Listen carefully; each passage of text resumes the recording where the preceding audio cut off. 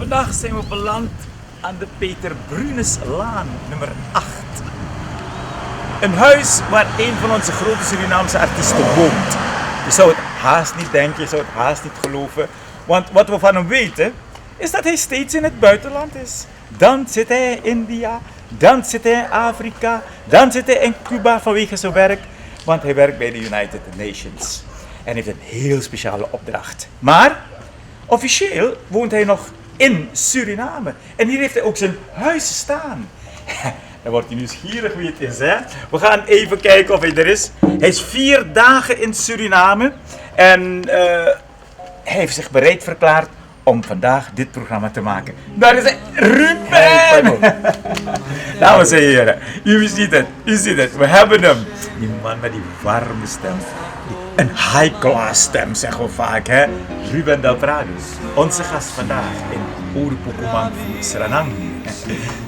Ruben, wat zijn die vlaggetjes daar? Ik kom binnen en... Dat zijn Tibetaanse gebedsvlaggen. De volkeren in de Himalaya's, de boeddhisten. Dat zijn dus op elk vlaggetje bij de hand gemaakt, bij de handgedinges. Staat er een gebedje. Oké, hier kan ik het duidelijk zien, ja. Een gebed. Ja, het zijn allemaal gebedjes. Maar als hij bidt, gaat hij van vlag naar vlag? Oh ja, meneer Sabi. Het is mooi.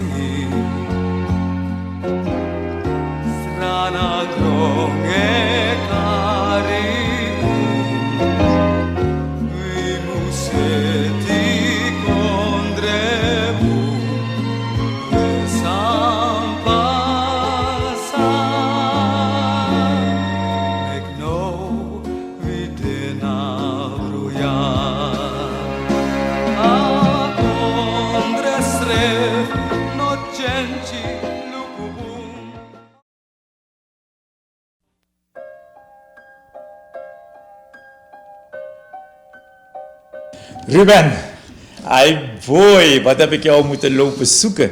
Ik ben blij dat je 4 dagen in Suriname bent en dit moment vrijmaakt voor Oerupukumangfu Seranang om jouw verhaal te vertellen. Ben je nog actief, Ruben? Ik ben nog actief in mijn werk. Ik werk nog. Je weet dat ik jarenlang voor het AIDS-programma heb gewerkt. Toen op de faculteit Medische Wetenschappen. Toen voor de Verenigde Naties bij UNAIDS. En daar werk ik dus nog tot 31 augustus dit jaar. En dan ga ik met pensioen. Super.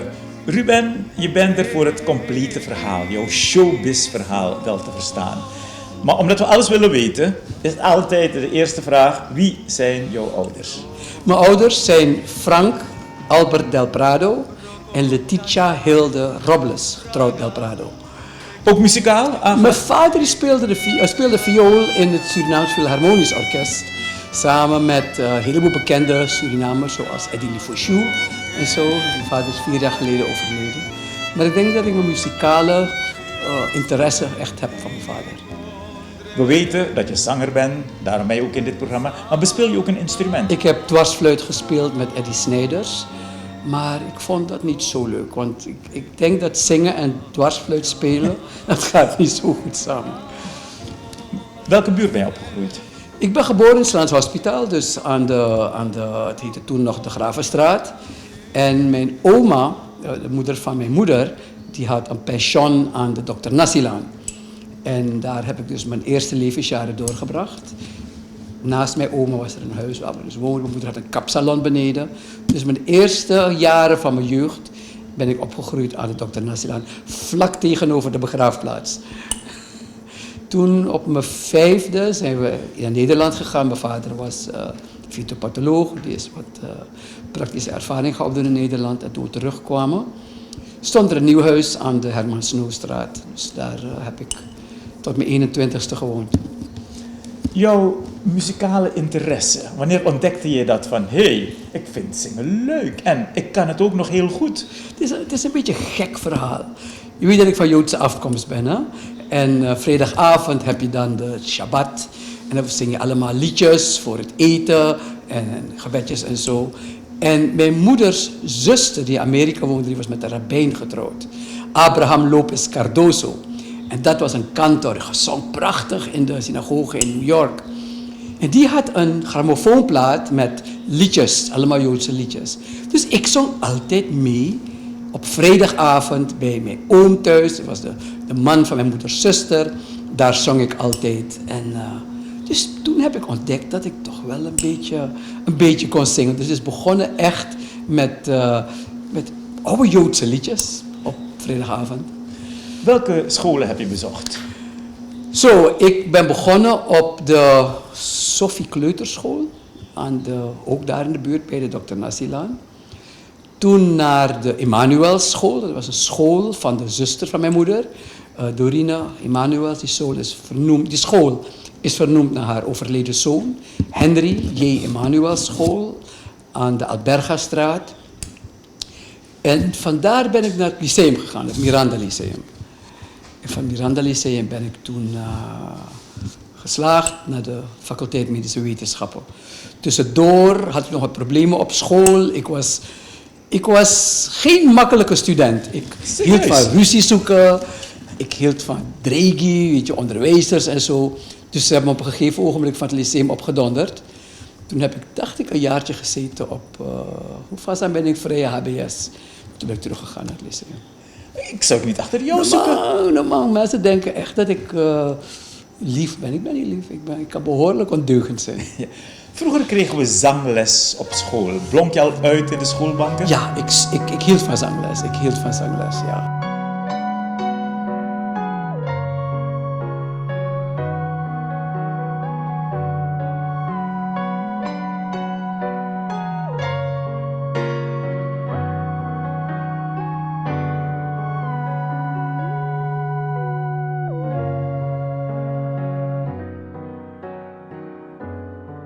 Je eerste optreden, Ruben, hier in Suriname.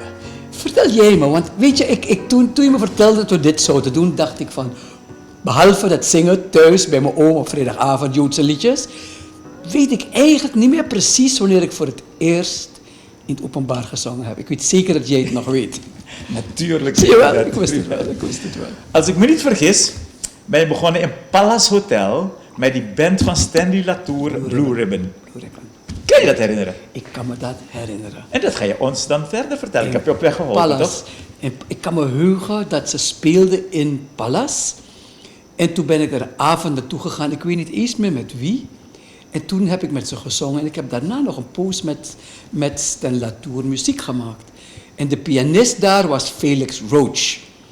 En die heeft me toen gehoord. En die had een programma Felix and Friends op de televisie. Toen heb ik met Felix gezongen The Way We Were voor de televisie. Dat was mijn eerste televisieoptreden met Felix and Friends. Als we praten over Blue Ribbon, praten we over een beetje het einde van het beat-tijdperk in Suriname. Beat, dan had je de Targets, de Devils. Blue Ribbon ging al een beetje een andere stijl. Wat zong jij met Blue Ribbon? Ik zong veel ballads. Mijn favoriete zanger was Johnny Mathis. En misschien weet je nog dat ze hem een poos de Surinaamse Johnny Mathis noemden. Ik zong dus heel veel soul ballads in die tijd. Palace, hè? Het was een nightclub. Trad je elke avond op? No, zo af en toe. Ik ging zo af en toe daar naartoe. En het was echt fun. Het was ook niet echt werk. Ik heb wel gewerkt. Toen ik uit huis ging, moest ik zelf werken. Ik zat op de faculteit. Toen werkte ik dus echt. Toen heb ik gezongen in de club van Werner. Daar bij Kersten. Shiraz heette het, geloof ik. Cartouche. Toen in Cartouche ging ik regelmatig zingen. Ik zong regelmatig in Torarica. Toen Frank Robles nog de manager was, had ik om de 2-3 maanden een weekendshow in Torarica. Toen was er nog een club aan de Quataweg, was ook van Werner. Heb ik ook gezongen. En dat deed ik dus echt, het was werk. Het was echt werk. Ik zong dus echt ook voor inkomsten. Maar jouw repertoire, want het is niet alleen Johnny Mathis, want laten we eerlijk zijn. Johnny Mathis is high class, is mooi. Maar als je in een club zingt, denk ik dat men andere muziek wil horen. Ik zong toch ballads. Het gekke is, Henk, dat ik ook in die clubs was ik herkenbaar aan ballads. En mensen dansen dan ook echt ook op die ballads. Het was altijd rustige muziek. Later, met die gekke vriendin van me, Dalia Negra, zong ik dus heel veel Braziliaanse muziek en zo. Maar het was echt voornamelijk ballads, hoor. Je zegt Johnny Mathis, maar welke liedjes hebben het echt gedaan? Met welke liedjes kreeg je de mensen op de dansvloer? Dat je zegt van, kijk, Bet Your Life, als ik dat zing, weet ik, die zaal is direct vol. Kan je zo'n liedje herinneren? Een paar successen uit die tijd. Het is later, weet ik nog. Weet je, ik weet niet waarom, maar ik kan me zo weinig herinneren van dat soort details. Maar ik weet dat als ik een nummer zong als Feelings bijvoorbeeld, hè, iedereen ging daar dansen, altijd op Feelings. En dat was echt een lied waarvan mensen, hey Ruben, zing dat. En dan gingen de mensen dansen. Je noemde een naam zo net van Pallas, Felix Roach. Weet je, hij is heel bekend geweest. Felix Sugar Fingertips Roach. Ja, want die bijnaam had hij, hè? Ja. Wat kan je ons vertellen over Felix Roach? Felix was van Trinidad. En hij heeft me toen inderdaad, want hij speelde dus, je had dus de band Blue Ribbon in Pallas. En dan had je Felix die dan samen met die man Jack Beister in Torarica. Dus hij was de Jack Beister van Pallas. En die had me dus gehoord en toen heb ik met hem gezongen. Toen zei hij, kom in mijn programma. En jaren later, in 1999, mijn eerste job voor de Verenigde Naties was in Trinidad. Toen ben ik Felix Roach gaan opzoeken. Toen heb ik nog met Felix Roach gezongen in de Trinidad Hilton. Dat eerste nummer van The Way We Were, met Felix Roach. Dus 20 jaar later. Kijk, als we kijken naar de Surinaamse showbiz, die periode, hè, jaren 60, 70, dan waren het echt die soulliedjes van, je weet, Solomon Burke, Otis Redding, Brooke Benton die het deden. Maar jouw stijl viel een beetje erbuiten. Maar toch heb je die waardering gekregen voor wat jij presenteerde. Ja, je hebt helemaal gelijk. Ik weet ook niet waarom. Het was omdat het misschien anders was. En ook in Torarica. Frank Robbins zei, Ruben, zing een paar upbeat songs en zo, weet je. Maar dat is nooit echt mijn stijl geweest. Het was toch altijd, ik ging altijd een barkruk halen. Ik ging zitten en dan zong ik mijn liedjes. Rustig. En we nodigen voor de tweede keer uit Ruben Del Prado, de man met een prachtige stem, om weer voor u te gaan zingen met gitaarbegeleiding van Stanley Latour. Daar komen ze weer. When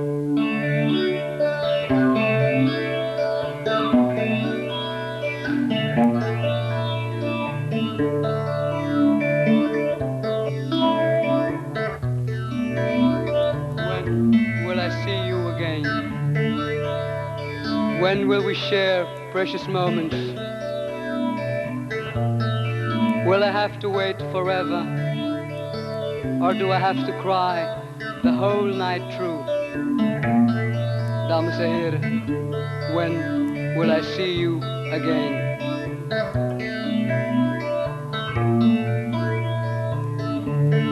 When will I see you again?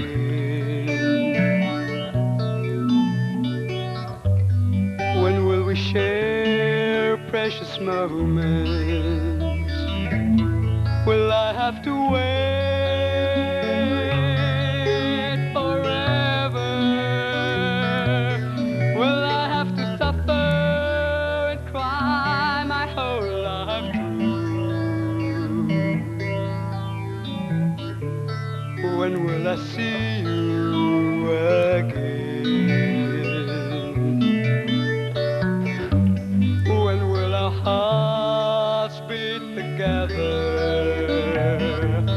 Are we in love or just friends? Is this my beginning or is this the end?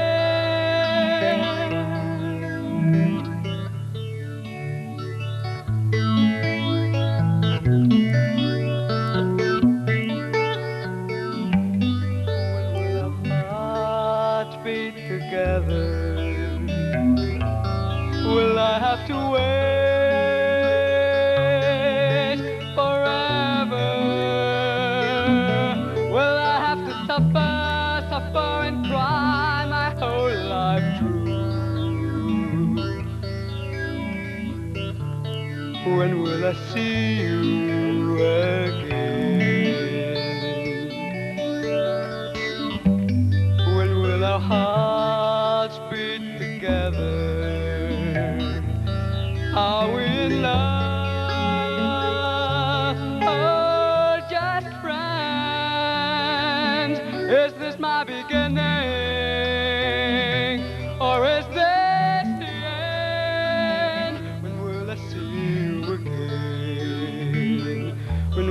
see you again?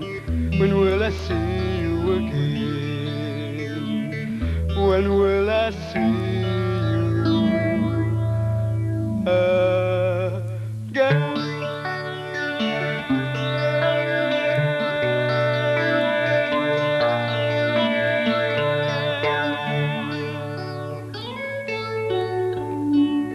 Wel, heel hartelijk bedankt mijne mannen voor de komst naar de studio en voor het optreden van daarnet. Jij hebt ook aan de basis gestaan van Suripop, Ruben. Je was erbij omdat je nauw verbonden was met het kantoor van Werner Dutenhofer en Leni Healy. Jij speelde daar een belangrijke rol. Je was artiest, je was zanger. Dus heb je ook meegedaan aan het ontstaan, laat me het zo uitdrukken, van Suripop. Wat kan jij ons vertellen over jouw aandeel? Dat is grappig. Ik werkte daar bij Healy en Dutenhofer in het reclamebureau. Ik schreef toen voor Hit Parade, dat tijdschrift. Ik hielp ook heel erg met reclames. Ik kan me heugen van Kirpelani, die jingle. Everybody stops at Kirpelani's. Da-da-da. Weet je, dat soort dingetjes. Zong jij dat? Ja, ik heb het niet gezongen, maar ik heb dus geholpen aan dat soort werk. We hadden VSH. En op een gegeven ogenblik kwam Juanavia in de picture. Want Juanavia, die werkt, het is Gemini Records geloof ik, heette het. Ja, klopt. En toen hadden we Gerda Havertong met Mama. Jij was ook bij Gemini Records. Met Mamaisa. Met Mamaisa, met haar en zo. En dus Eddie Assan. met was Eddie ook. Assan. en dat was dus die tijd dat Juanavia in de picture kwam. Die geweldige Chileense pianist. Die was toen ook getrouwd met Dalia Negra. En toen vertelde hij van een muziekfestival in Chili, in Viña del Mar. En het was dus geen zangfestival, maar het was een componistenfestival. Dus toen vertelde hij daarover. Toen vertelde ik aan Werner en Leni daarover en ze waren heel enthousiast. Toen zeiden ze, Ruben en Juan, schrijf de regels. Schrijf de spelregels voor Suriname. Toen hebben Juan en ik het samen, binnen een maand, hebben we de spelregels geschreven. Dat het dus niet een zangersfestival was, maar een componistenfestival. En toen heb ik de naam Suripop heb ik dus bedacht. En de rest weet je.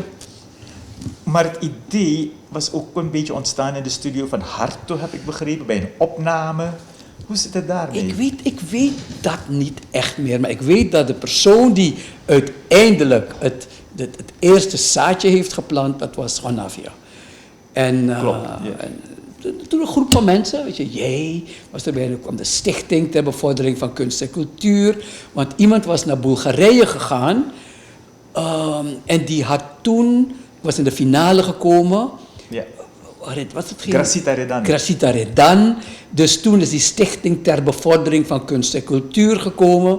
Toen waren jullie zo enthousiast over het concept van Suripop. Toen zei je, de stichting gaat Suripop ook doen. Ja. Zo is het toen begonnen. Maar jij hebt ook een heel grote bijdrage gehad, Ruben, bij het ontwerp van de Jules Chenafung Trofee. Dat was dus, ik werkte op het reclamebureau en daar was een student van Jules Chenafung, Steve Amersing. Toen dacht ik aan, wat zal het symbool worden van Suripop? Als je in de reclame bent, moet je altijd een logo hebben en een themesong en dat soort dingetjes. Dus toen begon ik dingetjes te tekenen op papier, een stemvork. Toen zei Steve, hey, dat is leuk. Toen heeft Steve het verder genomen. Toen hebben Steve en ik het samen ontwikkeld. En Steve was een student van Jules Chenafung. Toen heeft Steve dit gebracht naar de school van Jules Chenafung. En die kwam hiermee. Dit is de originele mal, de echte trofee. Aan de hand hiervan heeft de Suralco, dat was de vader van Duncan Brunings, Hugo Brunings, was heel enthousiast. Die heeft toen als geste, als een Surinaamse maatschappij, Suralco, heeft hij de Suripop trofee verfijnd. En dus dit is Wat origineel. ik hier hou, is dus pakweg 35 jaar Het oud. is 35 jaar oud, De gemaakt. originele maal van de Suripop trofee. Dat is het. Super, geweldig. En de naam hebben we gegeven aan Jules Chenafung, Jongen. omdat het student was. Dit is geveild door Jules en Steve. Ja, maar wat jij mij vertelt is dat dit ontwerp, het ontwerp SEC van jou. Het idee was mijn idee, maar heel eerlijk moet ik zeggen, Steve heeft het toen verder gemaakt. Het was gewoon een stukje papier, een stemvork. Het driedimensionale idee is echt van Steve en van George. Kijk, Suripop. We hebben in 2018 editie nummer 20. Had je gedacht dat het zo'n impact zou hebben op de Surinaamse muziek? Nee, absoluut niet. En de muziek is zo mooi, het is zo Surinaams en herkenbaar. We gaan even praten over je studie. We komen straks terug op muziek, want we zijn bij Suripop en we gaan straks door met Suripop, want jij bent ook winnaar geweest. Maar niet ik, de componist. De componist. Je hebt het winnend lied gezongen. Maar jouw stem was een grote bijdrage in de overwinning. Ja.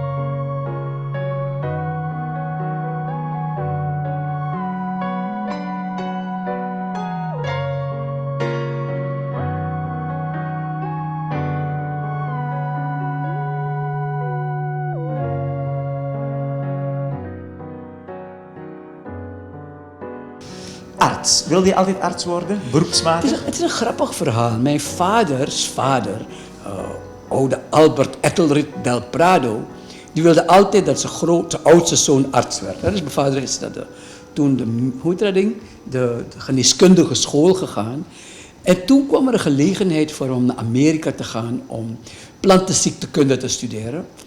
En volgens mij vond mijn vader dat interessanter, ook naar Amerika gaan. Dus hij heeft zijn studie nooit afgerond als arts. Dus heeft hij altijd gezegd, opa wilde altijd de arts in de familie. Dus dat dingetje, ik liep daar altijd mee. Dus het was bijna natuurlijk. Het was nooit dwang. Ik heb altijd van mensen gehouden, van mensen assisteren gehouden. Dus het was een natuurlijk beloop dat ik na het lyceum, het meester Dr. Jeese de Miranda Lyceum, me inschreef op de faculteit Medische Wetenschappen. En trouwens, we praten over namen van mensen. Ik was een luie student. Ik ben zeer intelligent, dat weet ik. Maar ik ben lui, ik was ook lui en ik deed liever muziek en allerlei andere, ondeugendheden. Daar ben ik ook op gedonderd van het lyceum. En er was een man die heel erg bepalend was tegen die tijd. Die man was Wim Bueno de Mesquita. Misschien ken je hem nog, was van het ministerie van Onderwijs en hij was daar. Ik kreeg een studeeradvies A-richting of B-richting. En mijn B-vakken waren, wiskunde en natuurkunde en scheikunde. Vreselijk. Toen heeft hij gezegd tegen mijn moeder, hij moet naar de A-richting. Toen heeft mijn moeder de beslissing genomen, Ruben, doe het jaar over. Toen hebben we toestemming gekregen om het jaar over te doen, zodat ik mijn cijfers op kon halen. Zeker die B-vakken. En toen ben ik naar de B-richting gegaan. Anders, met geschiedenis en Engels en Frans kom je echt op de medische faculteit. Dus er zijn echt mensen in mijn leven die het zijn dingetjes die gaan zoals ze gaan in het leven. Noem het geluk, noem het whatever.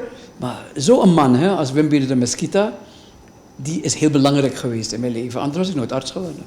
Heb je lang gedaan over die studie om arts te worden? Ja, 8 jaar.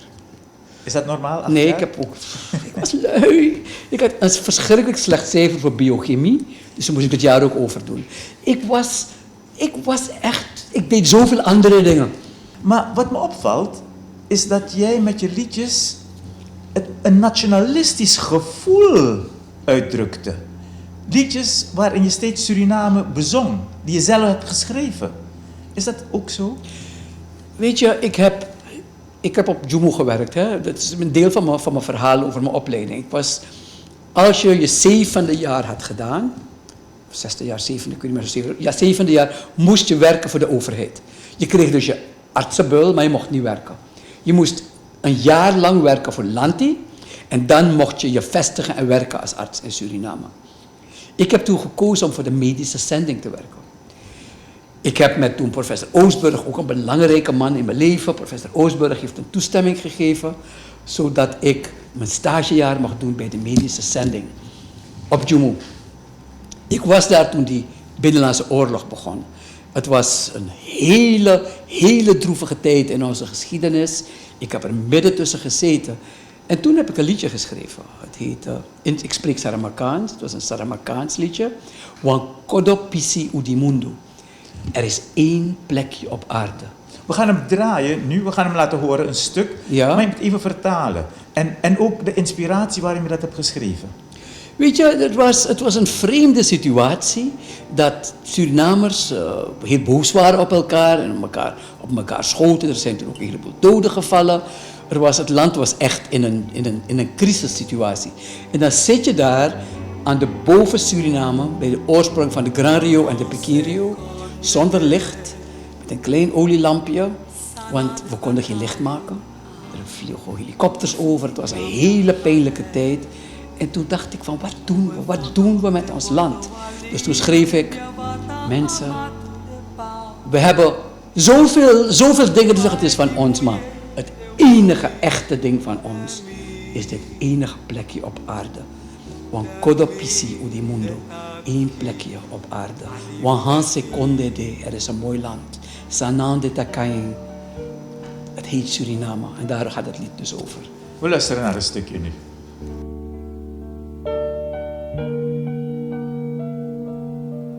Wangahogi opoko, hamini December no apoi,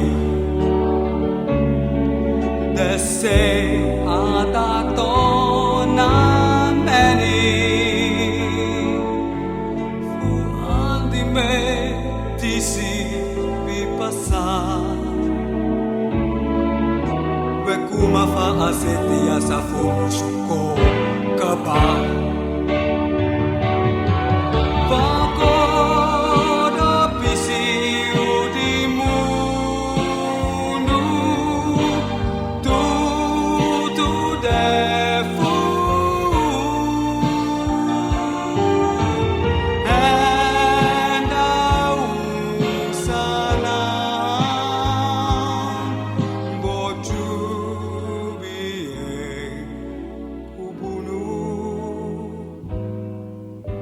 Nou, het klinkt heel goed. Dat Saramakaans. Heb je dat geleerd in het binnenland? Ik heb 3 jaar op Jumo gewoond, dus aan de boven Suriname gewerkt. Het is voor mij de mooiste Surinaamse taal. Het is melodisch, het heeft prachtige woorden. Ik vind het een prachtige taal, dus ik ben blij dat ik Saramakaans geleerd heb.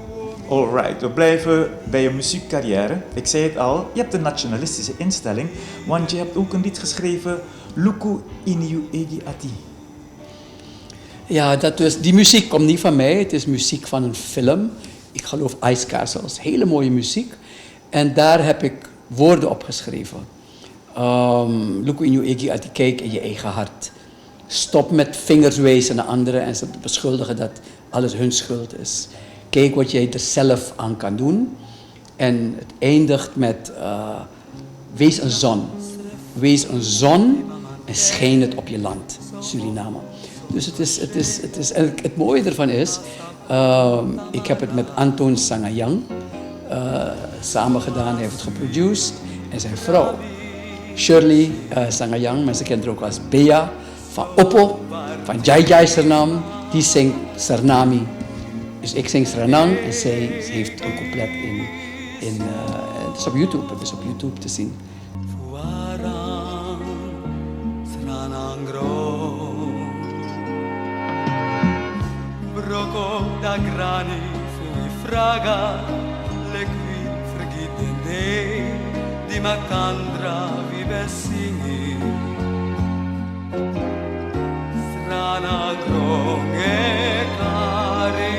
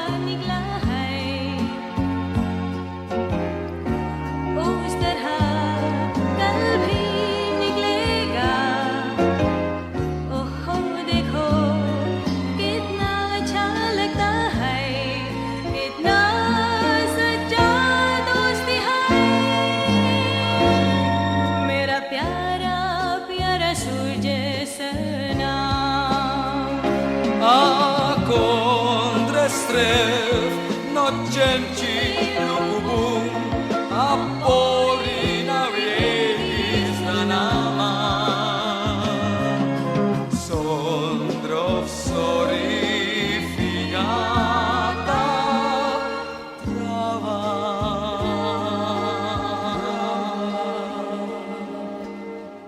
lukinju egi ati Efjevaka zonder schenk, zonder We komen terug naar Suripop. Want uiteindelijk, je was aan het begin van Suripop, maar je hebt uiteindelijk ook meegedaan. Hoe vaak heb je gezongen met Suripop? Volgens mij 3 keer. Ik heb toen een nummer gezongen. Want ik zong met Jack Beister in Torarica. Die heeft toen een Engels liedje geschreven. Ik moet even nadenken hoe het heet. Dus op Suripop 1 zing ik een Engels liedje van Jack Beister. Die Nederlandse pianist. Toen heb ik een liedje gezongen van Roy MacDonald. En toen van de broers Sangayong. Wat betekende het voor jou om uiteindelijk het festival wat jij hebt geïnitieerd, mede helpen organiseren, dat je daar winnaar van werd? Het was vreemd, want ik was altijd in de voorselectiejury. Hè? Dus altijd, misschien nog Heugels hadden we de voorselectiejury bij Helene Dutenhofer, Gerda, altijd, later ook bij de jury erbij. Altijd een gezellige avond en naar liedjes luisteren. En er waren zoveel mooie dingen bij. Ik was altijd het buitenbeentje. Want dan hoor je iets en denk je van, dat is niet echt mooi. Maar dan denk je aan de potentie. Aan de potentie van dat lied. Weet je?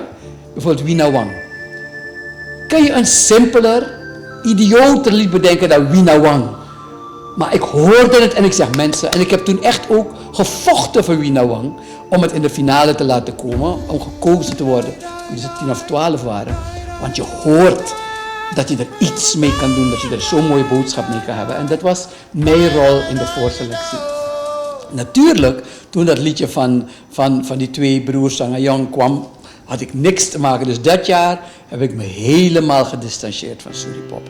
Want ik wist dat het winnende nummer zou worden. De moment is onder u. Ik wist het. Het was zo mooi, zo mooi. En het grappige is, het is een componistenfestival, dus de zanger mag niet componeren. Maar ik heb 1 opmerking tegen de jongens gemaakt. Het eindigde namelijk heel zielig. Ik wil liep niet en ik ben zielig en weet je, vreselijk. Toen heb ik gezegd, jongens, probeer er een spin aan te geven dat het positief eindigt. Dus dat was toch een beetje mijn bijdrage aan dat lied. En toen hebben ze naar me geluisterd en toen zeiden ze, Misa tek den fadende, de momenti zonder je, Misa tek den fadende. Want anders zou het worden, ja, ik ben zielig en weet je. Dus toch een klein beetje bijdrage geleverd aan het einde van het lied. Is dat je levenslied geworden? Boy, het is niet echt, niet echt. Mijn levenslied is positief vanaf het begin. Weet je, mensen die vragen me soms, Ruben, als je dingen anders kon doen, wat zou je anders doen? Niks. Er is niks in mijn leven, zelfs de vervelende dingen in mijn leven, waarvan ik zelf de oorzaak was. Ik vertelde dat ik vreselijk ondeugend was op school en slechte cijfers en dan moest ik een jaar overdoen, dan moest ik van A naar B. Al die dingen hebben gemaakt dat ik vandaag ben wie ik vandaag ben. Want even terug in de tijd, hè. Je was ook een vaste gast in de Kerstenshow, meneer Kersten. Ja. Henna Brunings was de producer, geloof ik. En Gerold Febus was de presentator. En Borger Breveld. Dat was leuk hoor, dat was een leuke tijd. Moest je aan bepaalde eisen voldoen om op te treden in dat programma? Ze vroegen me en het was altijd dolle pret. Het was een groep van mensen die plezier... Weet je, het waren Pim Reiziger in die tijd ook nog. Dus het was een leuke, gezellige, gekke groep. Maar ja, als je Henna Brunings en Borger Breveld bij elkaar hebt, is het gekke huis. Als je bij de radio werkt, dan heb je een goed contact met de luisteraars. We zeggen, er wordt vaak gebeld en je hoort van mensen die je eigenlijk nog nooit hebt gezien. En zo gebeurde het bij mij ook dat een jongeman vaak belde naar de studio om bepaalde plaatjes aan te vragen. En hij vroeg plaatjes aan die in de regel niet zo vaak worden gedraaid. En ik dacht bij mezelf, het moet wel iemand zijn die erg veel van muziek houdt. En dat blijkt ook zo te zijn. Met veel genoegen kondig ik nu aan Ruben Del Prado, die zo direct begeleid wordt op de gitaar door Stanley Latour. Daar komen ze.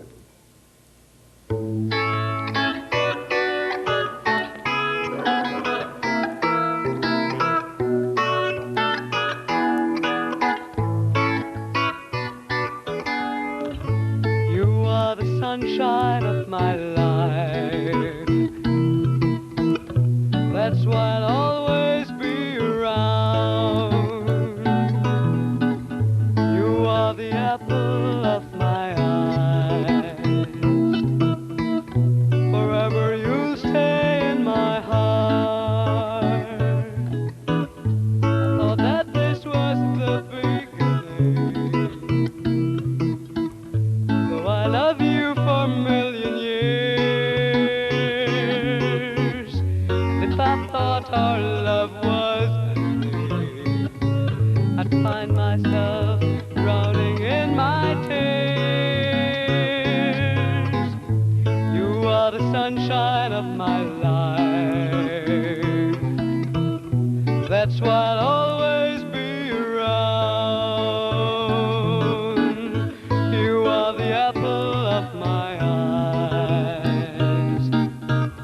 Forever you stay in my heart. I thought that this was the beginning. Though I love you for a million years, if I thought our love was ending, I'd find myself drowning in my tears. You are the sunshine of my life. That's why I'll always be around. You are the apple of my eyes. Forever you stay in my heart. You are the sunshine of my life. Forever you stay in my heart.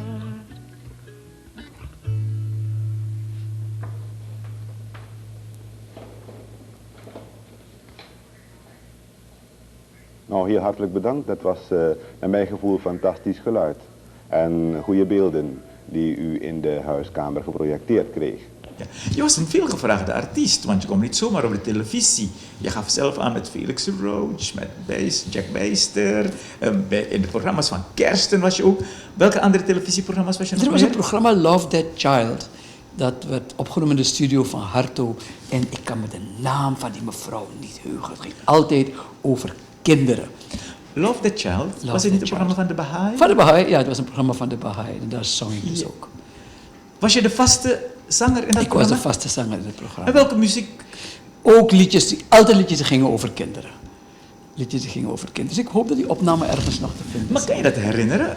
Een liedje? Ik wil even weten, welke stijl zong je? Je kwam zo vaak op de televisie in dat Ik weet het programma. gewoon. Ik heb een blok, ik heb een mentale blok op bepaalde gebieden. Als ik het zie, dan weet ik het weer. Maar ik weet niet meer. Het werd opgenomen in de studio van Harto, dat weet ik nog. Maar als je een lied zingt, vergeet je dan de tekst, vergeet je de melodie, zoals nu? Ik vergeet teksten verschrikkelijk. Ik heb gezongen voor publiek in Varadero in Cuba, 20.000 mensen. In het midden van het lied vergeet ik mijn tekst. Het is altijd zo geweest en volgens mij is het nog steeds zo. Vraag het aan Etienne. Toen is in de sporthal met de momentjes zonder you, stopte ik met zingen, liet het publiek meezingen, omdat ik even die woorden kwijt was. Dus op een gegeven ogenblik, jij was de presentator die avond, zong het hele publiek mee toch? Omdat ik even een woord vergeten was. Dames en heren, u mag nu genieten van Ruben Del Prado!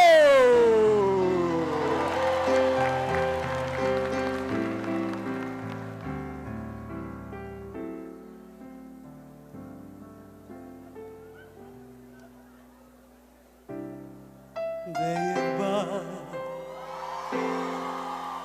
nu hange biji Bodef prisiri If you been there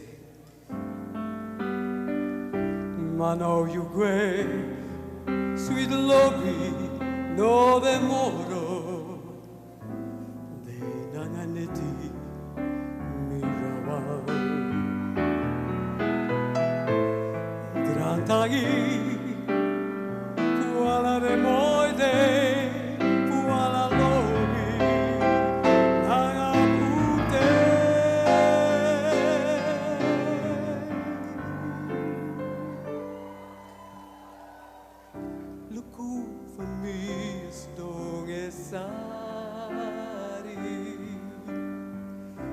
Naina duro mi e cari Allobi fumigue Su cutrata pe Non incontro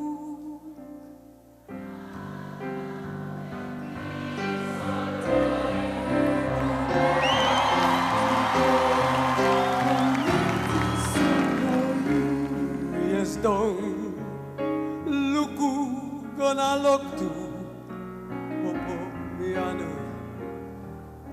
Suku fenirai Mi ben crei Be vergieten dei Di makandra Mi be meki Prisiri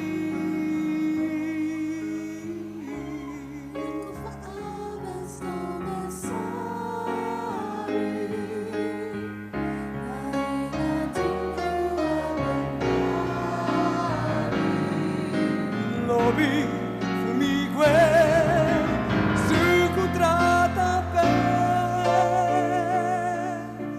non incontro de momenti spondro io mi livi satavaka crina passi funu te funu lobi sa con baka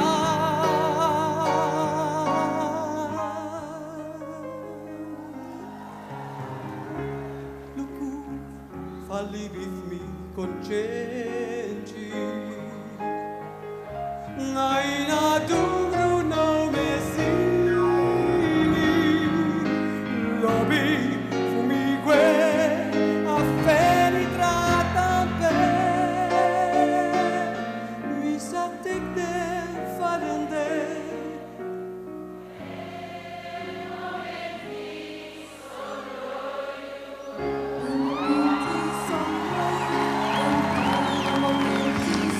We gaan even internationaal. We weten dat je niet meer in Suriname bent, al heel lang. Wanneer ben je vertrokken? Ik ben vertrokken in april 1999. Je bent zanger, je kan het niet laten. Heb je wat gedaan in het buitenland? Want ik hoop dat je vaak in Afrika was. Ik heb ook in Uganda. In Uganda zong ik jazz en een kleine jazzclub in Kampala. Maar ik ben niet weg uit Suriname. Ik ben dus fysiek weg voor de Verenigde Naties, maar ik ben 3, 4, 5 keer per jaar in Suriname. Ik ben ook gewoon thuis. Het is gewoon mijn huis. Dat is ook niet verhuurd. Het is gewoon waar ik woon. Maar ik werk voor de Verenigde Naties in het buitenland. Dus ik ben nooit echt weg geweest. Toen ik vanmorgen ging voor mijn AOV, zeiden ze ook van... Oh meneer, u bent nooit uitgeschreven, je bent gewoon hier. Ik zei, ja mevrouw. Dus in het buitenland heb ik iets minder. In Trinidad heb ik wat gedaan toen. Zoals ik vertelde met Felix. Waar heb ik nog meer gezongen? Niet echt fanatiek meer. Het is veel minder. Het is toch wel leuk om te weten wat je doet in het buitenland als arts. Wat is je job Ik eigenlijk? werk niet als arts. Ik Niet gebruik als mijn arts. Ik werk dus als public health, openbare gezondheidszorg. Ik ben dus in dienst voor het Wereld AIDS-programma, waar ik adviseur ben voor de Verenigde Naties, agentschappen en organisaties in het land, de overheid en het civil society, hoe zeg je in het Nederlands, en de NGO's en zo. Yeah. Dus dat is mijn werk. Ik ben dus begonnen in Trinidad. Ik werkte in de Engels sprekende Spaans, Nederlands en Frans sprekende eilanden. Toen ben ik gegaan naar Genève, ik vond dat niet echt leuk. Toen naar Oeganda, toen naar India, toen naar Guyana en nu zit ik in Nepal. En in Nepal werk ik voor Nepal, Bhutan en Bangladesh, dus 3 landen. Hoe is het leven daar? Anders. Nepal is een klein land, kleiner dan Suriname, maar er wonen 29 miljoen mensen. 29 miljoen mensen in een land kleiner dan Suriname, dus geografisch. Mount Everest, de hoogste plek ter aarde, is daar. En je hebt dus het terrein vlak bij India. Het is anders.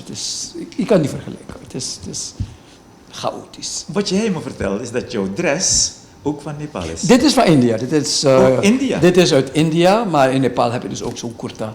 Dat heb je dus ook daar in Ga je vaak zo gekleed erbij? Heel vaak. Het is makkelijk, het is luchtig. Het is lekker cool en het is makkelijk.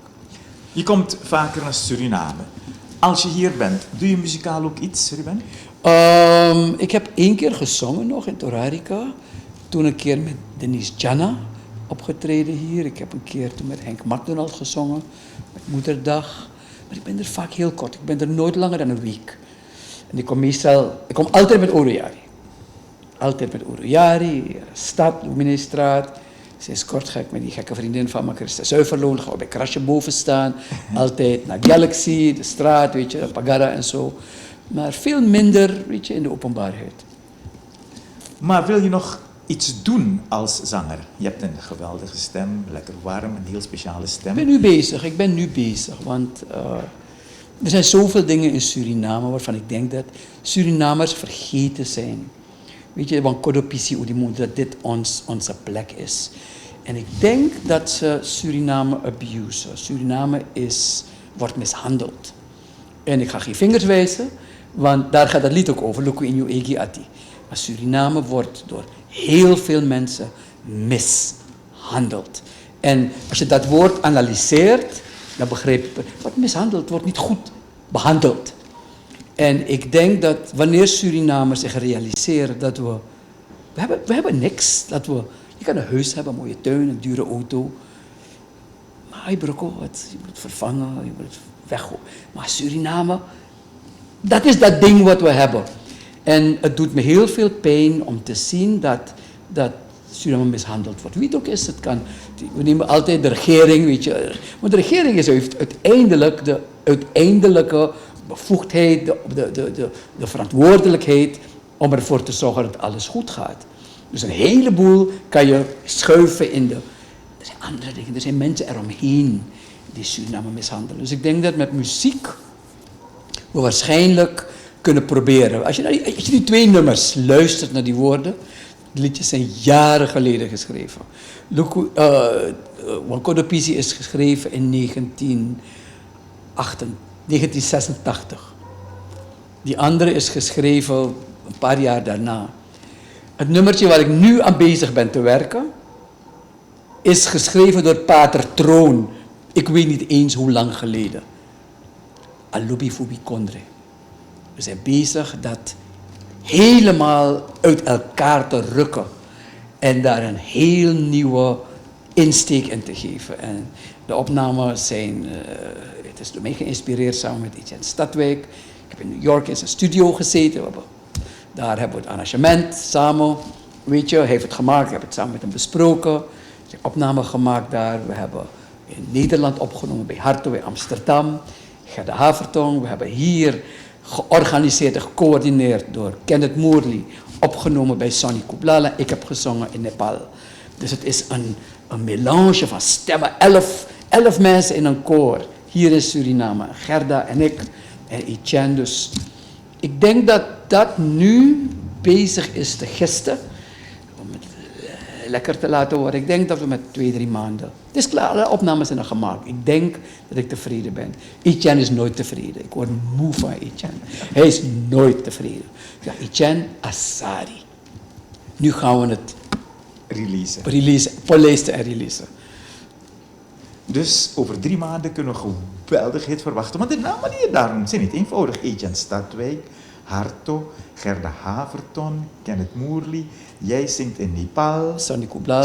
En dan hebben we het koor. Ik ken al die namen niet eens van al die mensen hoor. Het is een geweldig koor van Suriname's beste artiesten. En het liedje is geschreven door Pater Troon. Ja, lobby. Mi kondretru,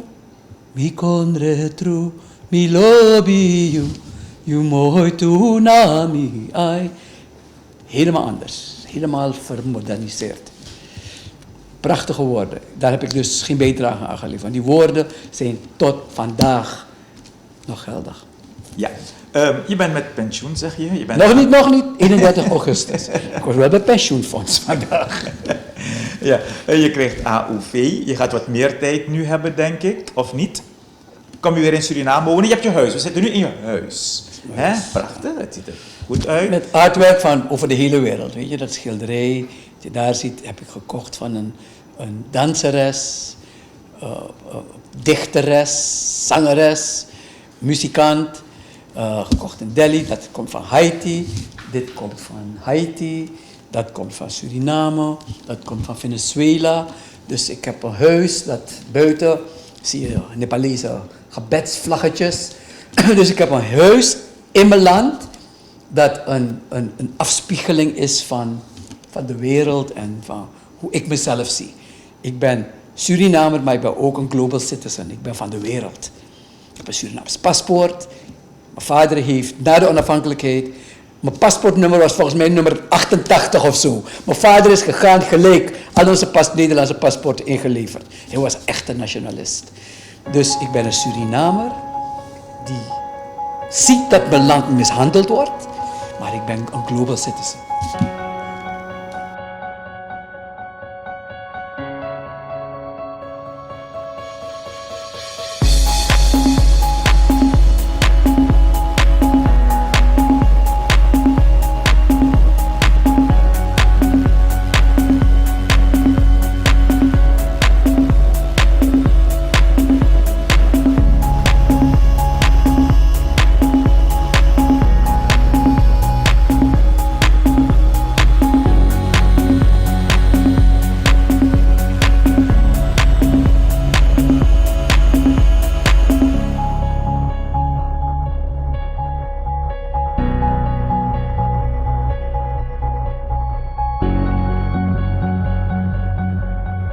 Wat ik mij ook goed kan herinneren, Ruben, is dat je een geweldige show had in Theater Star. De You and I Show. 1 september 1977. Het was heel Startheater, het is nu een casino. Voorop hadden we de Shell Steel Band. En een van mijn favoriete zangers is nog steeds Stevie Wonder. Hè? Nog steeds. Prachtige muziek heeft die man geschreven. You and I was een van zijn mooiste nummers. Here we are, on earth together, it's you and I. Dus ik heb die show toen vernoemd naar dat nummer.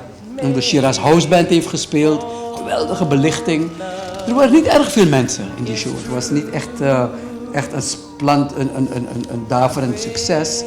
Het was wel mooi. Leuk dat ik erover ga lezen nog in je collectie van... Is dat je enige one-man show geweest in een theater hier in Suriname? Ik heb regelmatig gezongen bij de jaarbeurs. Dat was niet een one-man show. Ja, maar ik bedoel in een Theater Star. Ja, dat was volgens mij mijn enige one-man show in Suriname. We hadden net een geweldige show van Brian Muntslag, heb ik begrepen. En Thalia, groot succes. Jammer dat ik er niet bij was. Heel mooi geweest. We kijken uit. Je moet eentje organiseren. Ja, no? Ja, goed. Nou, het wordt zeker geen one-man show, het wordt misschien mijn show, maar er zijn zoveel mensen die ook heel goed muziek maken. Dus het wordt een show van Ruben met Friends, Ruben en Friends. Hi Ruben, eindelijk is het gelukt om het verhaal vast te leggen. Een geweldig showbizverhaal. Maar je verdient het, man. Je bent een van onze toppers, echte toppers. En ik kijk uit naar die one-man show die er gaat komen. Ja, no? Het wordt one man met anderen. Met anderen en vooral ook dat groot project met al die namen die je hebt genoemd. Hey, over 3 maanden. Ja, over 3 maanden, zeker. En bedankt voor de tijd. Je bent maar 4 dagen in Suriname. We hebben het kunnen doen. Je gaat nu terug naar Nepal. Ja. Leuk daar? Het werk is geweldig. Ik verlang naar mijn land, dus ik kom binnenkort terug. Succes. Dankjewel. I am glad, at least in my life I found someone that may not be here forever to see me through, but I found strength in you.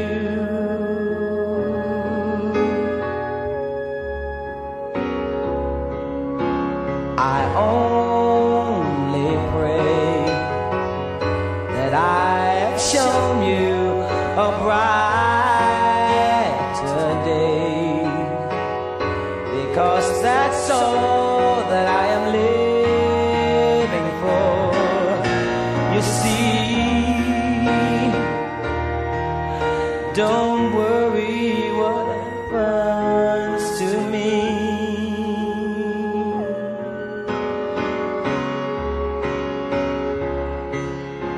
'Cause in my mind, you will stay here